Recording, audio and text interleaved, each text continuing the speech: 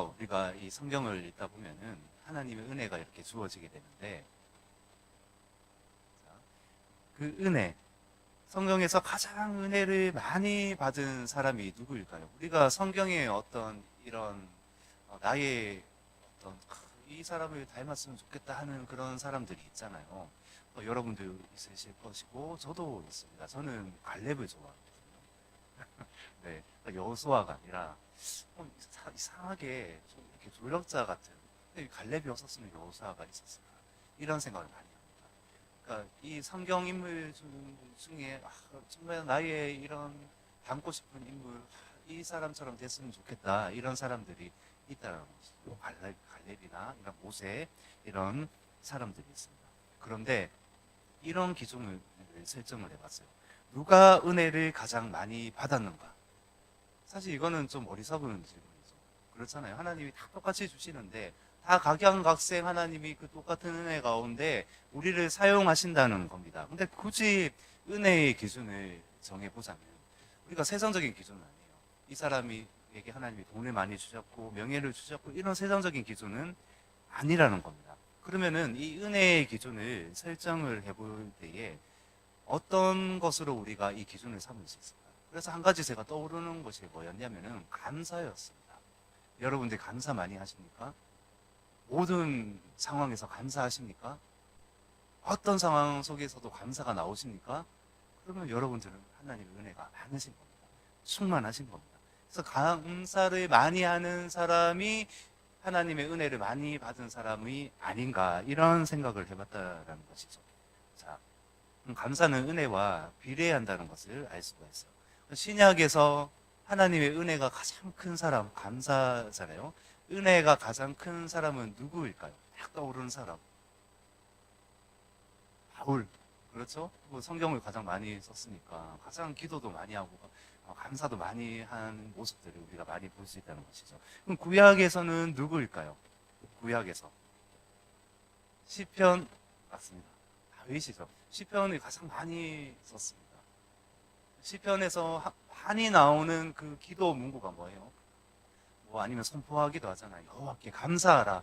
아니면 하나님 감사합니다, 찬양합니다. 또 어려운 상황 속에서도 늘 감사가 끊이지 않았던 인물이 다윗이라는 겁니다. 그럼 다윗의 인생에서 가장 은혜가 넘치고 감사한 때가 많았을 거 아니에요. 하나하나 몇 가지를 살펴보면은, 이 다윗은 막내로 태어났습니다. 8번째 아들이잖아요. 그러니까 막내라는 것은 아무 기대와 소망을 할 수가 없어요. 장자에게 다 물려주는 겁니다. 장자가 가장 많이 가져간다는 겁니다.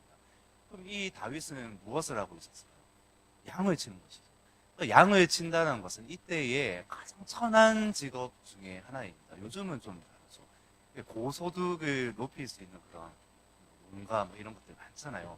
근데 이때는 가장 천하고 천한자 중에 천한자의 직업이 양을 치는 사람이었다는 것인데, 다윗이 양치기였잖아요. 양치면서 무엇을 했어요? 하나님을 찬양했습니다. 근데 그 순간에도 내 환경과 상황 상관없이 나는 이렇게 천한 직업을 가졌음에도, 막내로 태어났음에도 다윗은 하나님을 찬양했지 않았을까요? 감사와 찬양을 계속 올려 드렸다는 겁니다. 그 양 한 마리를 지키겠다고 어떻게 했어요? 사자와 곰이 그 양을 물어가면은 탁 달려가가지고 용기 있게 이 사자와 곰의 이 입을 탁 찢지는 못하고 이면 탁 해서 양을 딱 구해왔다는 겁니다. 이게 사실인지 모르겠지만 사자의 입에서 그 양을 건져오면서 하나님을 찬양했지 않았을까요? 그렇잖아요. 그 승리했다는 겁니다. 하나님을 늘 찬양하는 사람이라는 것이죠. 그래서 그리고 또 이제 골리앗 앞에 섰어요. 골리앗 앞에 섰을 때에 그 무시무시한 그 거인 앞에 섰을 때에 그 다윗이 어떻게 했습니까? 모든 이스라엘 백성들이 골리앗 앞에 서지 않습니다. 두려워 떨고 있어요. 이 시대도 어떻게 보면 우리가 두려워하는 영역들이 있잖아요. 예수님의 이름을 우리 가운데 주셨는데 두려워하는 영역들이 있잖아요. 그런데 어떤 한 사람이 딱 이제 성도 여러분들이 딱 다윗처럼 딱 나아가는 거예요. 나는 만군의 여호와의 이름으로, 이 말씀이 이거예요. 너는 칼과 창과 단창으로 내게 나아오거니와 나는 만군의 여호와의 이름, 곧 네가 모욕하는 이스라엘 군대의 하나님의 이름으로 너에게 나아가노라, 이렇게 말씀을 선포하면서 나아간다는 겁니다. 바로 여러분들이 이렇게 나아가시잖아요. 그럼 하나님이 얼마나 귀하게 쓰시겠습니까? 그렇잖아요. 다윗은 이 순간에도 승리했음에도 많은 간사와 찬양을 하지 않았을까요? 다윗의 주특기가 감사하는 것, 찬양하는 것이잖아요. 그리고 이제 법궤가 그 예루살렘 안으로 들어갑니다. 이 다윗이 그토록 소망했던 하나님의 임재에 대해서 다윗이 얼마나 갈망하고 소망했어요. 그래서 하나님의 법궤, 언약궤 다 같은 말이죠. 그것을 모셔오는 것을 너무나 갈망을 했다는 겁니다.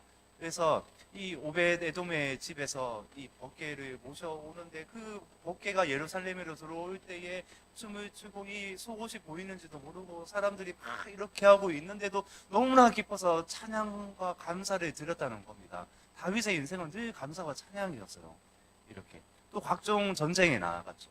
이 다윗은 성전을 짓지 못했습니다. 큰 멋진 영광의 이 집을 지어서 이 법궤를 하나님의 영광, 임재를 거기 모시고 싶었지만은 아니 너는 역할이 다르다. 그래서 솔로몬이 이렇게 하잖아요. 그 대신 다윗은 어떻게 했습니까? 모든 성전을 솔로몬이 지을 수 있도록 모든 것을 준비해 놓잖아요. 모든 것들을 준비해. 근데 그 대신에 하나님은 이 다윗에게 전쟁을 많이 시키십니다. 나가는 족족 승리합니다. 우리의 삶 가운데 우리가 전쟁 같은 삶이 얼마나 많습니까? 우리가 나아가는 순간순간마다 승리를 주신다면, 이김을 주신다면은, 그렇잖아요. 막 이렇게 벽을 허물고 나아갈 수 있는 믿음으로 모든 것들을 또 감당하게 하신다면 얼마나 우리가 하나님을 이렇게 감사하고 찬양을 드리시겠습니까? 그렇지 않습니까? 다윗은 이 순간에도 전쟁에서 승리하는 이 순간에도 여호와의 깃발을 들고 하나님을 찬양하고 또 승리를 외쳤다는 것입니다. 그리고 이 다윗이 처음으로 왕으로 취임하던 때 사실 이 오늘 118편의 이 배경인데요.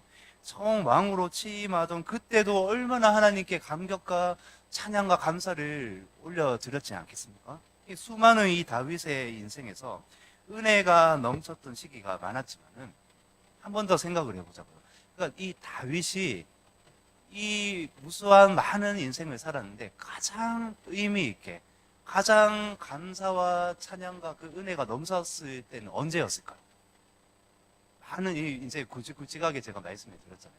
가장 은혜가 넘쳤을 때는 언제였을까요? 사실 단언할 수는 없어요.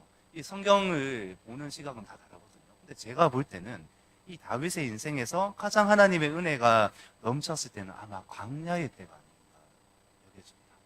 광야, 어려움이잖아요. 어려움 당할 때, 고난 당할 때, 사실 이 시편의 대부분은 이 광야에서 하나님을 찬양하는 시거든요. 고난 당할 때 하나님 감사합니다 하고 있다는 것이죠. 그래서 이 광야라 하면 대표적으로 우리가 볼 수 있는 것은 다윗이 사울에게 쫓기던 것 그때입니다. 생명을 위협을 받고 있는 때였어요. 절체절명의 순간이란 겁니다. 억울하고 비참하고 배고프고 추위도 있을 것이고 더위도 있을 것이고 생명의 위협은 기본이죠. 그 쫓겨다니면서 그 순간순간 하나님을 찬양하고 경배했다는 겁니다. 사실 이런 어려운 상황 속에서 하나님의 은혜를 찾아볼 수가 없습니다. 처한 환경은 너무나 엉망입니다. 고립된 것 같아요. 그런데 다윗의 고백은 이런 상황 속에서 더 감사와 은혜가 넘쳤다는 것입니다. 어쩜 하나님이 이런 것들을 원하시는 것 같아요. 진짜 소망이 무엇인가 물어보시는 것 같아요. 세상에 좋은 것들을 하나님이 때로는 이렇게 가리시는 것 같아요. 준비해 두셨지만은 그 전에 가리고 계신 거예요. 그래서 준비시키신다는 것이죠. 다 이유가 있는 것 같아요.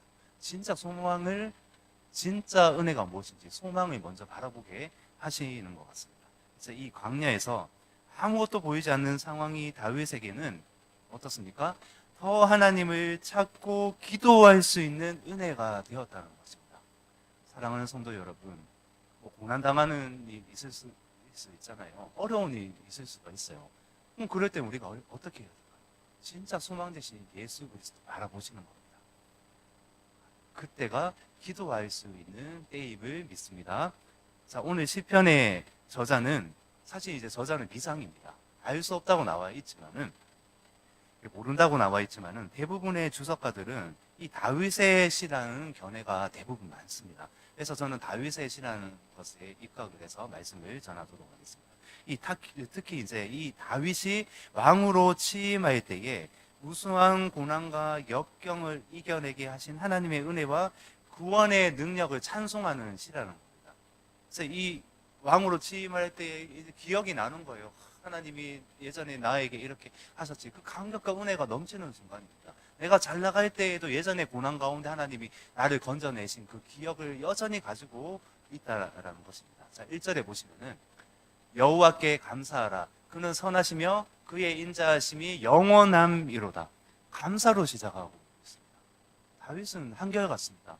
내가 부한 위치에 처하든지 공고한 위치에 처하든지 어떤 상황 속에서도 바울도 이런 고백을 하잖아요. 일체의 비결을 가졌노라. 이것을 뭐라고 말하죠? 자족하는 마음. 어떤 순간에서도 예수 그리스도를 향한 그 한결같은 마음, 이게 변함이 없다라는 겁니다. 변함이 없어요. 제 첫째 아들이 한결이잖아요. 이런 의미입니다. 한결같이 주님을 바라보라. 이런 한결같은. 성경에 한결같이 굉장히 많이 나와요. 읽다 보시면은 많이 이제 발견을 하시게 될 겁니다. 그래서 이 다윗은 한결같이 어떤 순간에서도 자족하는 마음으로 여호와께 감사하며 찬양하며 나아갔다는 것입니다. 그래서 감사로 시작을 하고 있다는 것이죠. 특히 찬양할 수 없는 그런 상황들이 너무나 많았어요. 광야에서 기도할 수 없는 상황, 감사할 수 없는 상황, 그 쫓기는 광야에서 하나님의 은혜가 더 넘쳤다는 것입니다. 이 다윗에게 이런 어려운 시절이 없었다면 가능했을까요? 아니면 이 비참하고 억울하잖아요. 너무 비참해요. 억울해요. 한번 이 다윗의 심정 안으로 한번 들어가 보시면은 이거는 상상할 수가 없어요. 보통 사람의 성정 같으면 포기합니다. 아니면은 정말 하나님 믿지 않는 사람이라면은 생명을 끊을 수도 있는 그런 비참하고 억울한 상황이라는 겁니다. 그리고 이 광야를 통과하는 이 어려움이 다윗 가운데 없었다면, 이런 비참함들이 없었다면 어떻습니까?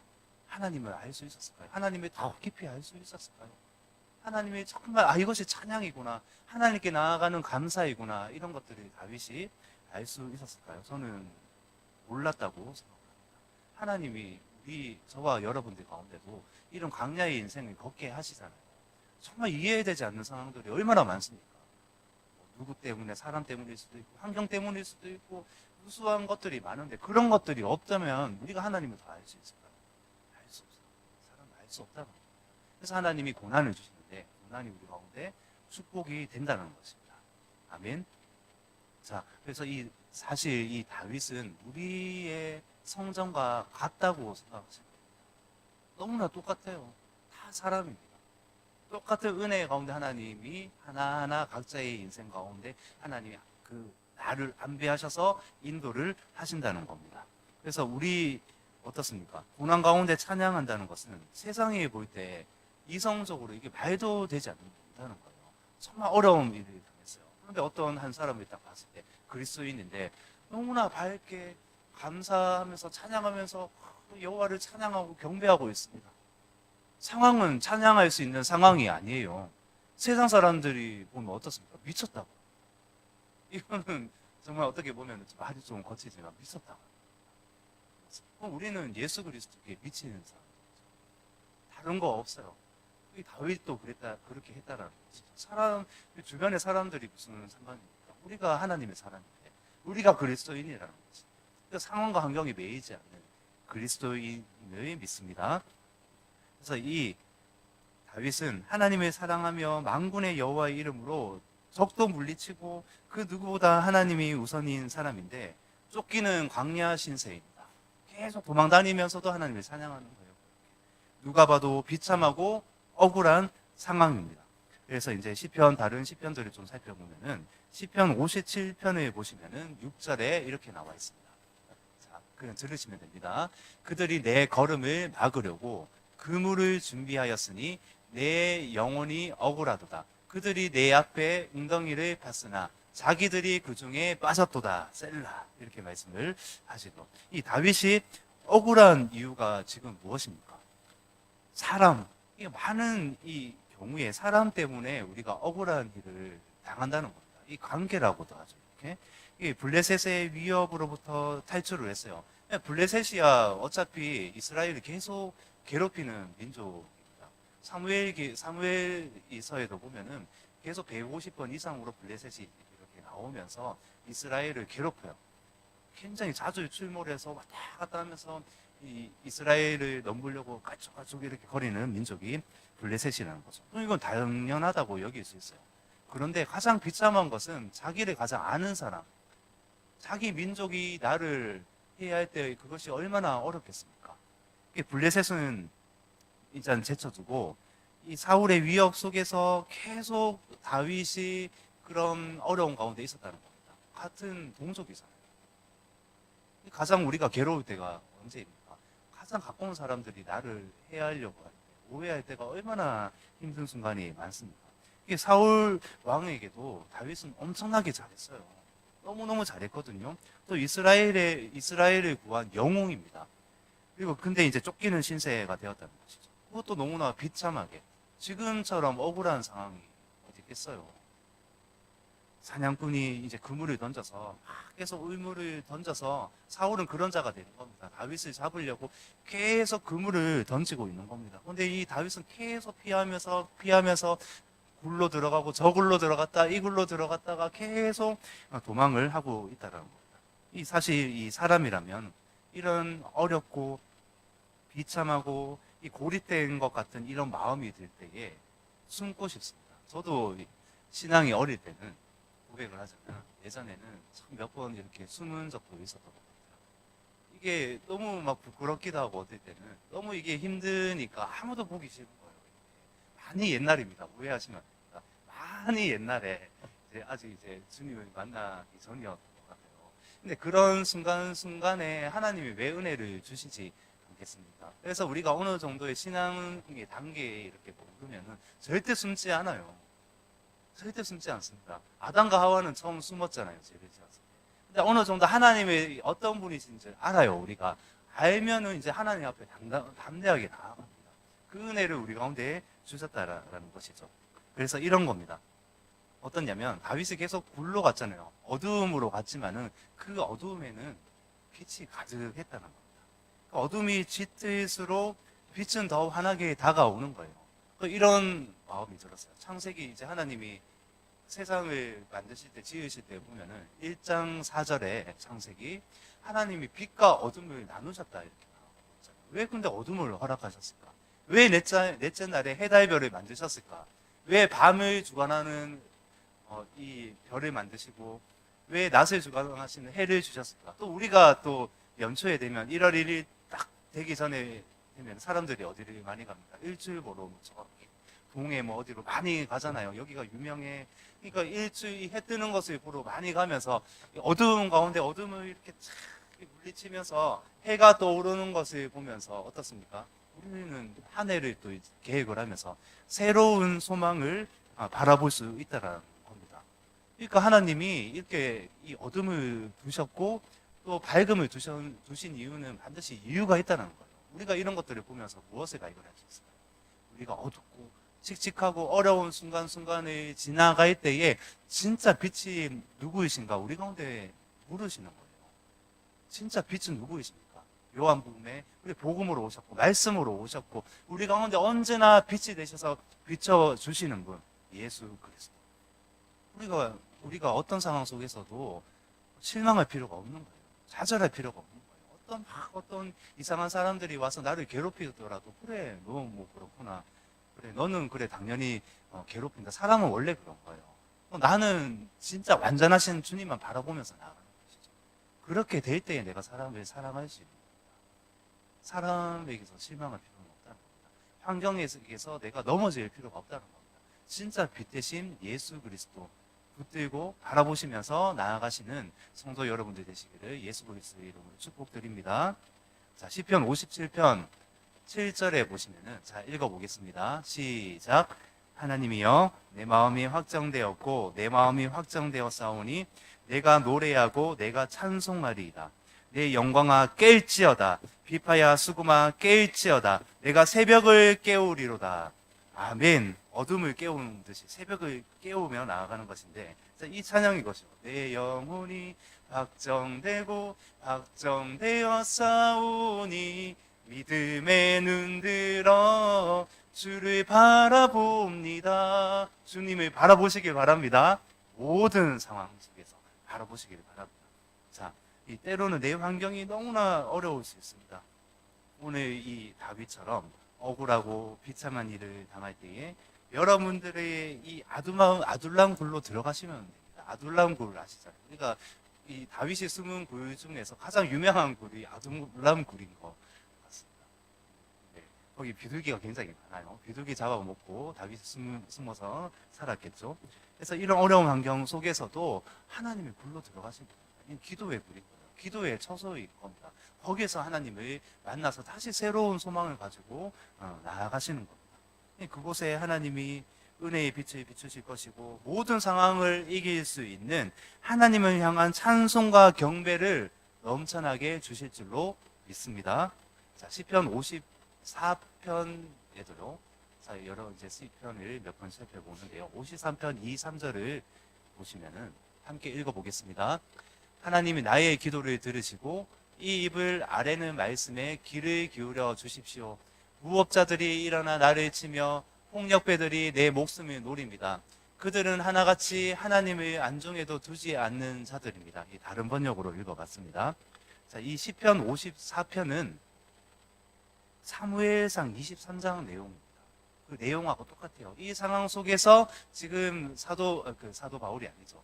다윗이 지금 하나님 찬양하며 기도하며 나아가고 있다는 것이죠. 사울에게 쫓기는 상황에서 이 그일라라는 지역이 있어요. 그일라. 그 지역이 있는데 이 블레셋과 국경입니다. 블레셋이 쳐들어왔는데 이 그일라 사람들이 다 죽게 되었어요. 다윗이 이 소식을 듣게 되었어요. 쫓기고 있는데 다윗의 참모들도 있고 몇백 명의 사람들이 있는데 이들을 너무나 도와주고 싶어서 하나님께 기도를 합니다. 하나님 어떻게 할까요? 가서 도와줘라. 해서 순종하는 마음으로 나아갑니다. 다윗의 참모들은 다 반대해요. 왜 그렇습니까? 만약에 도와주러 나갔다가 이 사울 위치가 발각된다는 거예요. 그럼 사울이 또 쳐들어오겠죠. 위치가 발각이 됐기 때문에. 그래서 이때에 어떤 한 사람이 또 사울을 고발해 버리는 거예요. 구해줬거든요. 이 그일라 사람들을. 그런데 어떤 한 사람들이 고발을 해서 드디어 위치가 노출돼 버립니다. 이거는 예상하고 이 그일라 사람들을 도와줬겠죠. 그래서 사울도 바로 다윗을 잡으러 왔습니다. 완전 포위가 되어버렸어요. 어디로 도망갈 데가 굉장히 없어졌습니다. 이 그일라 사람들은 이때 어떻게 합니까? 다윗을 그냥 내줘 버리는 거예요. 살겠다고. 다윗은 생명을 걸고 그일라 사람들을 도와줬는데 그일라 사람들은 다윗을 배신하는 겁니다. 이게 사무엘상 23장 내용이에요. 자, 이 다윗은 그일라 지역을 이제 어떻게든 벗어났어요. 그래서 광야 중에서도 여러 광야가 있겠죠. 10광야라고 있어요. 열할 때 10광야인데 그쪽으로 피신을 하는데 10광야 사람들이 또 어떻게 합니까? 다윗을 고발합니다. 또 배신을 당하는 거예요. 이렇게. 사울 왕이시여 다윗이 여기 있습니다. 여기 숨어 있습니다. 고발을 당하게 됩니다. 이 10광야 사람들은 다윗과 같은 지파 사람들이에요. 가장 가까운 사람들. 동족 중에서도 같은 지파 사람들, 그 사람들에게 배신을 당한다는 것이죠. 생명을 걸고 도움을 줬었고 또 가장 가까운 사람들로부터 어려움을 지금 당하고 있다는 것입니다. 계속 쫓기는 상황 속에서 이 배신 당한 아픔 속에서 이런 절망 속에서 이 시편 지금 54편이잖아요. 이 시편을 지으면서 하나님을 찬양하면서 나아가고 있다는 것입니다. 어디를 가도 갈 데 없습니다. 완전히 포위됐어요. 고립되었어요. 여기 또 쫓아오면 도망가고 그런 상황 속에서 지금 시편 54편을 지금 지으면서 감사와 찬양을 올려드리고 있다는 것입니다. 자, 54편 6절에 보시면은 자, 읽어보겠습니다. 시작. 내가 낙헌제로 주께 제사하리 주의 이름에 감사하오리니 주의 이름이 선하심이니이다. 아멘. 자, 여기 보면 낙헌제로 주님께 또 감사하며 찬양하는 다윗을 볼 수가 있습니다. 이 상황 속에서 쫓기는 상황 속에서 지금 이런 고백을 하고 있다는 것입니다. 낙헌제가 무엇입니까? 낙헌제. 하나님께 감사하는 거예요. 화목제와 비슷합니다. 이 상황 속에서 하나님 감사합니다. 감사 예배를 지금 드리고 있다는 겁니다. 지금 즐거운 상황입니까? 감사할 수 있는 상황입니까? 그럴 수가 없다는 거예요.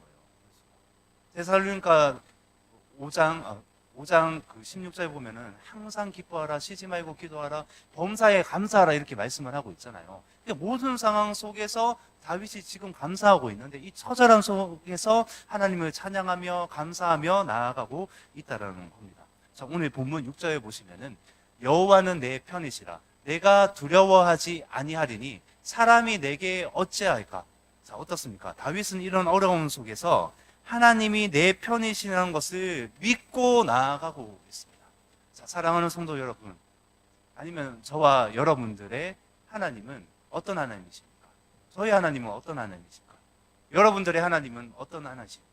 어떤 상황 속에서도 하나님은 여러분들의 편이 되십니까? 아멘? 자, 처음에 제가 서두에 말씀드렸잖아요. 하나님은 한결같으세요. 하나님은 변함없으시다는 겁니다.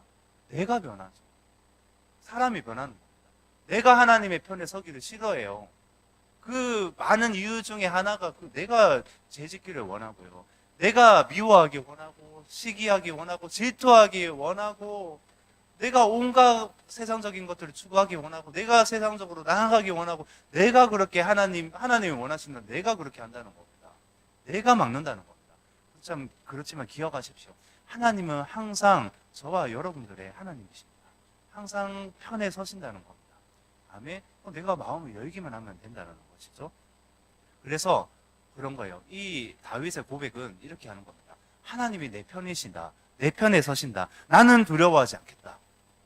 사람은 내게 해를 끼칠 수 있다. 그렇지만 나는 그들을 두려워하지 않겠다. 그들을 미워하지 않겠다. 그렇게 고백하면서 나아가는 다윗을 우리가 볼 수 있다는 것입니다. 여호와가 내 편이시라는 말씀은 하나님이 함께 하신다는 겁니다. 하나님이 함께 하신다는 겁니다. 이 본문 7절에 자 읽어보겠습니다. 시작. 여호와께서 내 편이 되사 나를 돕는 자들 중에 계시니 보응하시는 것을 내가 보리로다. 하나님이 내 편 되신다는 것은 나를 돕는 자들 중에 계신다. 하나님이 내 편이시라는 것은 다시 말씀드리면은 나를 돕는 자들 중에 계시는데 우리와 함께 하시는 하나님이심을 믿습니다. 함께 하신다는 겁니다. 사실 우리가 이 말씀을 많이 듣잖아요. 하나님 나와 함께 하시는데 임마누엘 하나님이신데 우리가 믿지 않는 겁니다. 우리가 거부하는 겁니다. 그래 하나님 함께 하시지. 아 그래. 근데 나는 왜 이렇게 어려울까? 하나님이 함께 하신다. 그냥 이렇게 입술로는 아멘 아멘 이렇게 하면서 나아가요. 근데 내 안에 믿음이 없어요. 우리 안에 믿음이 없어요. 이 감사가 나오지가 않습니다. 불평이 얼마나 많을 때가 많습니까? 얼마나 내가 하나님의 방법대로 승리하지 못할 때가 많습니까? 그렇지 않습니까? 지금 우리 안에 하나님은 늘 변함이 없으시다는 겁니다. 나를 돕는 자들 중에 계신다. 우리와 함께 하시는 하나님이시다. 이것을 믿으시길 바랍니다. 하나님을 믿으십시오. 하나님을 신뢰하시기 바랍니다. 하나님은 저와 여러분들 돕는 자들 가운데 함께 하시는 하나님이심을 믿으시길 바랍니다. 자, 그래서 사실 특히 이제 여러 환경도 있지만은 다윗은 지금 엄밀히 따지면 사람 때문에 지금 힘든 겁니다.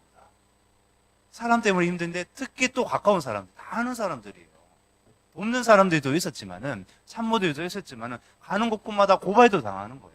사람 때문에 지금 힘들어 하고 있습니다.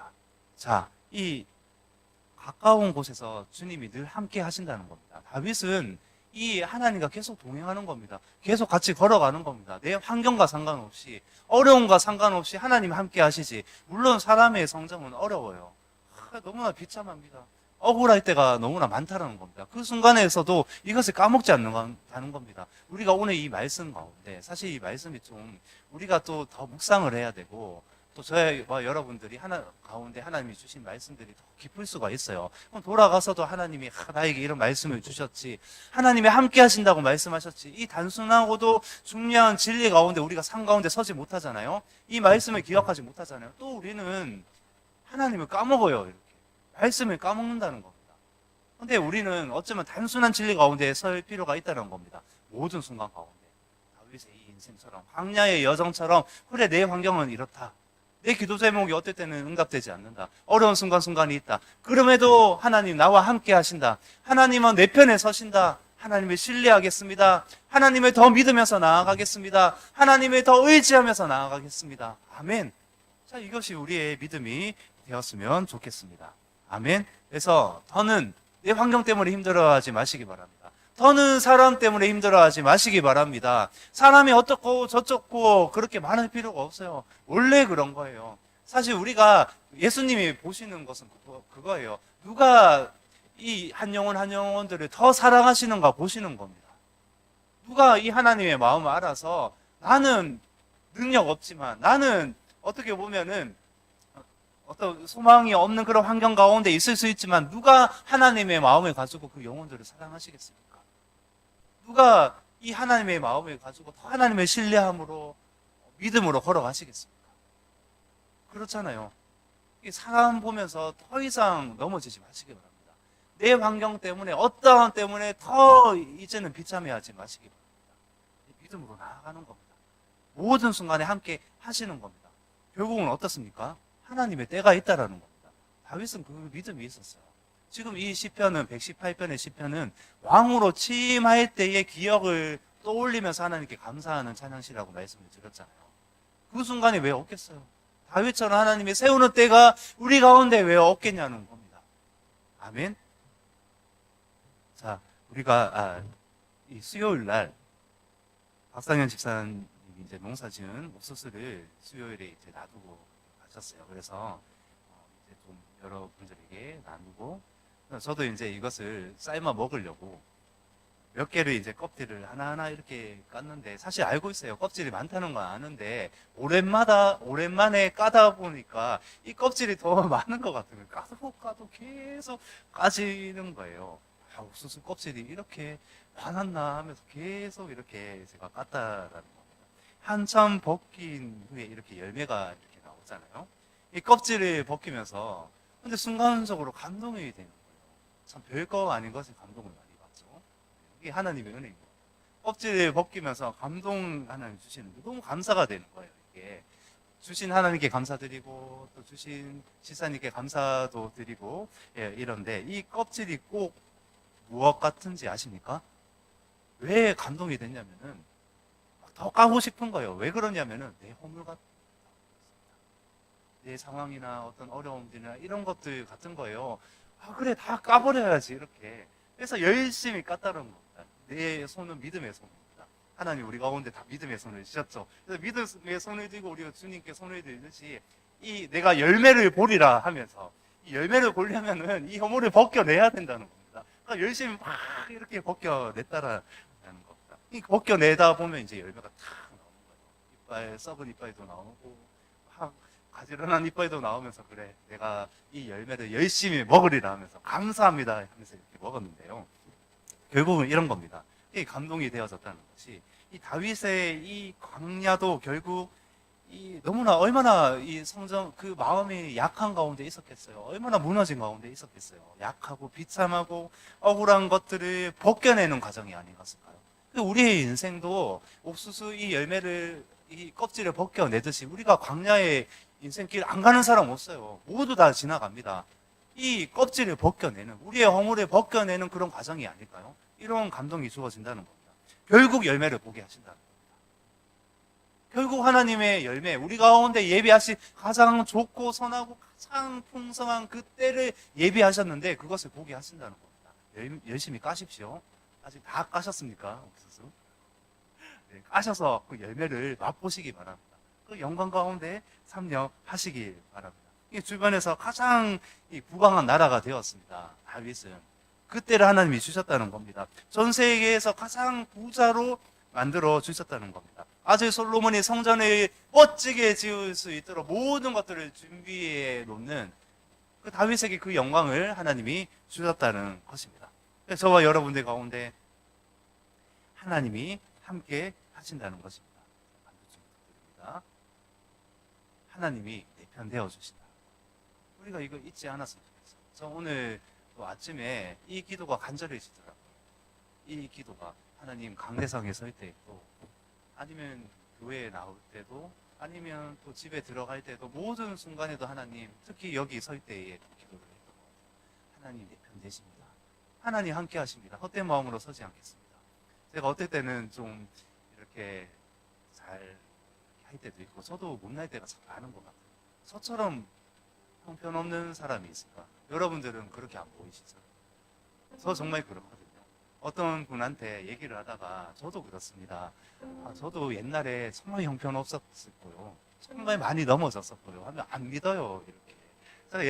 제가 지금 인상이 이렇게 좋잖아요. 너무나 제가 지금 말하는 것 같아서 그런데 선해 보이잖아요. 저는 안 그렇거든요. 믿으십니까? 아멘 하시면 안 되죠.